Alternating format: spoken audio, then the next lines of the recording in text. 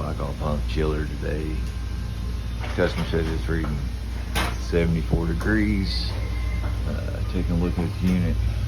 Everything comes on so far. We got a dirty coil. Let's start there and let's just see where that takes us. Looks like we got a bad fan there.